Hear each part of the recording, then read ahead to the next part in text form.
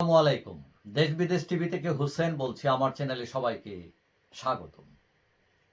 Tulip Siddique হচ্ছেন ব্রিটেনের একজন এমপি এবং প্রতিমন্ত্রী। তিনি শেখ হাসিনার বোনের মেয়ে। এখন বাংলাদেশের দুদক হঠাৎ করে শেখ হাসিনা এবং তার পরিবারের সদস্য টিউলিপ, রেহানা, জয় এদেরকে মিলিয়ে একটা অভিযোগ এনেছে যে তারা $4 বিলিয়ন নিয়েছেন রূপপুর পারমাণবিক বিদ্যুৎ কেন্দ্রের প্রজেক্ট থেকে, এবং সেটা রোসাটেক কোম্পানি সাথে আতাত করে, যেটা রাশিয়ান কোম্পানি। যদিও এই কোম্পানি বলছে যে এগুলো ভুয়া মিথ্যা সংবাদ। এখন দুদক এই মামলাটা চালু করার পর ব্রিটিশ মিডিয়া নড়ে চড়ে বসছে। কেন নড়ে চড়ে বসছে? কারণ টিউলিপ প্রতিমন্ত্রী সেটা নয় শুধু, কারণ তিনি সরকারের আর্থিক খাতে যে দুর্নীতি হয় সেইটার দায়িত্বপ্রাপ্ত প্রতিমন্ত্রী তিনি। তো এখন যিনি আর্থিক খাতের দুর্নীতি তদন্তের দায়িত্ব যার, তার বিরুদ্ধেই যদি দুর্নীতির অভিযোগ ওঠে, তাহলে এটা তো একদম মিডিয়ার জন্য বিরাট খবর। এবং তারা তার পিছে লাগছে যে কেমনে খুঁজে বাইর করা যায় কোথায় কোথায় তিনি অপরাধ করছেন। এখন তারা খুঁজে দুইটা জিনিস পাইছে, সেটা হলো দুইটা ফ্ল্যাট তারা গিফট নিছেন, একটা তিনি টিউলিপ আর একটা তার ছোট বোন। এখন এই বিষয় নিয়ে প্রতিদিনই ব্রিটেনের কোনো না কোনো পত্রিকায় কাহিনী বেরোচ্ছে, প্রতিবেদন বের হচ্ছে, এবং এইটা নিয়ে সরকার, খোদ প্রধানমন্ত্রী কেয়ার স্টারমার টিউলিপের পক্ষ নিয়েছেন, এবং প্রধানমন্ত্রীর অফিস বলছে যে প্রধানমন্ত্রীর আস্থা এখনো আছে টিউলিপের উপর।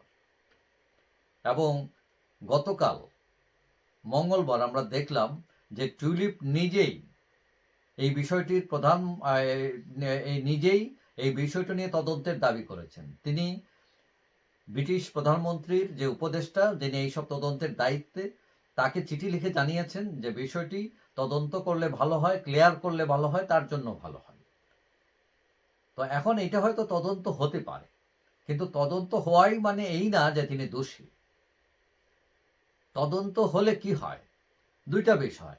একটা তদন্ত কমিটি সকল এভিডেন্স দেখে, সাক্ষাৎ নিয়ে কথা বলে, তারা যদি সন্তুষ্ট হয় কেস ফিনিশ, আর যদি সন্তুষ্ট না হয়, অসন্তুষ্ট হয়, তখন এটা প্রমাণ বের করতে হবে, এটা প্রমাণ করতে হবে যে তিনি অপরাধ করেছেন, এবং এই প্রমাণ করাটা হচ্ছে ভেরি ডিফিকাল্ট। আরেকটা বিষয় হলো যে কেঁচু খুঁড়তে সাপ বেরিয়ে আসতে পারে কিনা। যেমন ব্রিটিশ রাজনীতিতে দেখা যায় যে অনেকে অন্যায় করেন, কিন্তু দলগুলো, বিশেষ করে ক্ষমতাসীন দল, তাদের দলের কোনো নেতা বিরুদ্ধে অন্যায় হলে, খুব জোরালো অন্যায় না হলে, তারা খুব একটা গভীরে যেতে চায় না। কারণ বেশি গভীরে যেতে গেলে আবার ওই যে কেঁচু খুঁড়তে সাপ এসে যায়। দেখা গেল যে একজন দুর্নীতি করছে, কিন্তু সে দেখা গেল যে ওই তার দলে অনেক টাকা ধরেন ডোনেশন দিচ্ছে। এখন এই ডোনেশন কার কাছ থেকে নিতেছে? দেখা গেল যে ওখানে অনেক ব্ল্যাক মানি এসে গেছে।